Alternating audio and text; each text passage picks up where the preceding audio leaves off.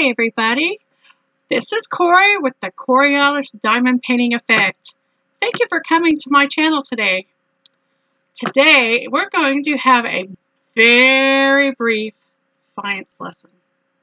Okay, I'm not a scientist, so if you expect to learn some science from me, forget it, because, well, anything I tell you about science, you better take with a Himalayan hunk of salt. Because I'm not a scientist. Again, I'm telling you, I am not a scientist. Okay. The Coriolis effect is an effect as how objects seem to move in the northern hemisphere and the southern hemisphere. When you are in the northern hemisphere, things tend to move towards the right, and when you're in the southern hemisphere, they tend to move towards the left. Now, I don't know which way you're facing when this happens, but you must be facing north because our weather patterns tend to come from California across the United States to the East Coast. This is my thinking. I'm not a scientist.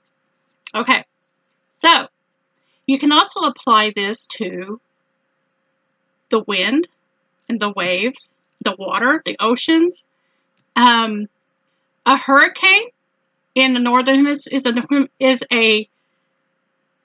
in the northern hemisphere, they all spin towards the right, and I think it's a typhoon if it's in the southern hemisphere and it turns to the left. I think something like that. I don't know.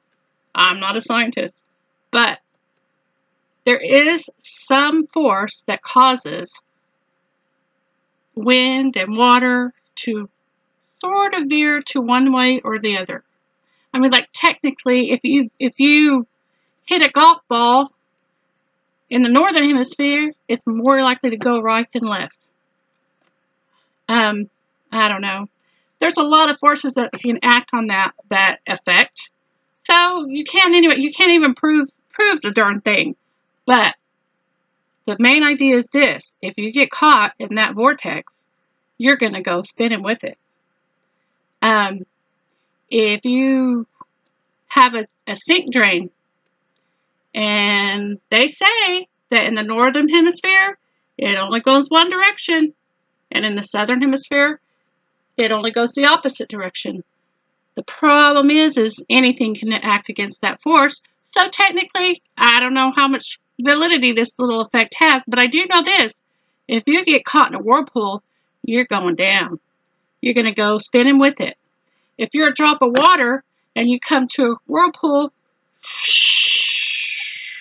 you're going down. Okay. Diamond painting. Diamond painting is addictive.